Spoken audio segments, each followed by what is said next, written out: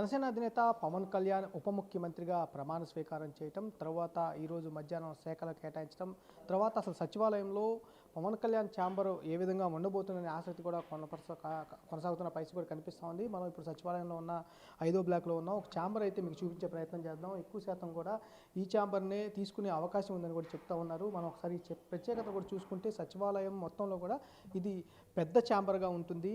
ఇది నారా లోకేష్ ప్రత్యేకంగా డిజైన్ చేయించుకున్న ఛాంబర్. ఇది 2017 నుంచి ఆయన మంత్రిగా పనిచేసిన అన్నాళ్ళు కూడా ఈ ఛాంబర్లోనే ఆయన పనిచేసిన పరిస్థితి ఉంది. ఓఎస్డీస్ కానీ వారందరికీ కూడా ఎక్కువ మంది ఓఎస్డీలు ఉన్నా వారికి సరిపడే ఛాంబర్స్ ప్రత్యేకంగా గదులను కూడా ఇక్కడ ఏర్పాటు చేయడం జరిగింది. మొత్తం వ్యవస్థ అనేది ఒక డిప్యూటీ సీఎంకి ఎక్కువగా స్టాఫ్ ఉంటారు.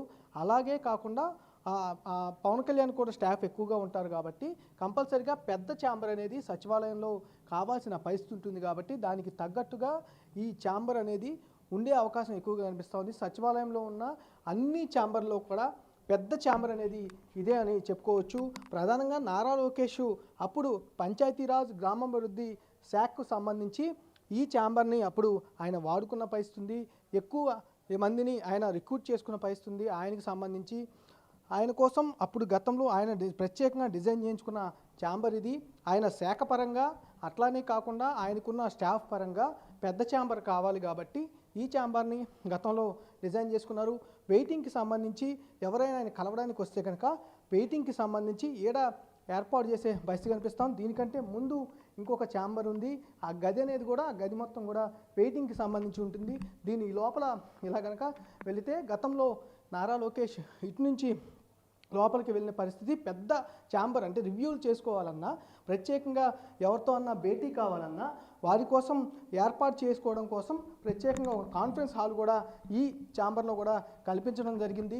గతంలో ఈ ఛాంబర్ మొత్తం అంటే సచివాలయంలో ఉన్న 25 మంత్రులలో పెద్ద ఛాంబర్, అంటే ఉన్న 25 ఛాంబర్ల కంటే కూడా ఇది పెద్ద ఛాంబర్గా కూడా ఉంటుంది. ఈ పెద్ద ఛాంబర్కి సంబంధించి ప్రత్యేకతలు చాలా ఎక్కువగా ఉన్న పరిస్థితి కూడా ఉంది.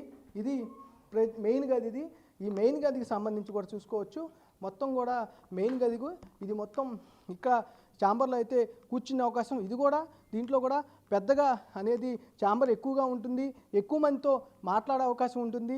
వీటితో పాటుగా ఇవన్నీ కూడా ఆపోజిట్ కాన్ఫరెన్స్ రూముల్లో కూడా వాడుకునే పరిస్థితి ఉంటుంది. ప్రత్యేకించి ఈ ఛాంబర్ అనేది ప్రత్యేకతలు ఎక్కువ అని ఉన్నాయి కూడా అని చెప్పుకునే పరిస్థితి కనిపిస్తూ ఉంది. అంతేకాకుండా ఒక ఉప ముఖ్యమంత్రికి ఒక ప్రత్యేకమైన పెద్ద ఛాంబర్ కావాలి కాబట్టి అలాంటి పెద్ద ఛాంబరు సచివాలయంలో ఇది ఒకటే ఉందని కూడా చెప్పుకోవచ్చు. అందుకని ఇటు పవన్ కళ్యాణ్ కూడా ఈ ఛాంబర్నే తీసుకునే అవకాశం ఉందని కూడా ఎక్కువగా వినపడుతున్నాయి. ఓ పక్క నుంచి డిపార్ట్మెంట్ వైజ్గా చూసుకున్న ఈ ఛాంబరే కేటాయించే అవకాశం కనిపిస్తూ ఉంది. అలాగే డిప్యూటీ సీఎంగా చూసుకున్న ఈ ఛాంబర్ వచ్చే అవకాశం కనిపిస్తూ ఉంది. 99% ఎక్కువ శాతం ఈ ఛాంబర్లోనే పవన్ కళ్యాణ్ బాధ్యతలు తీసుకునే అవకాశం అయితే కనిపిస్తూ ఉంది. కెమెరా సురేష్తో మల్లికార్జున, బిగ్ టీవీ, అమరావతి నుంచి.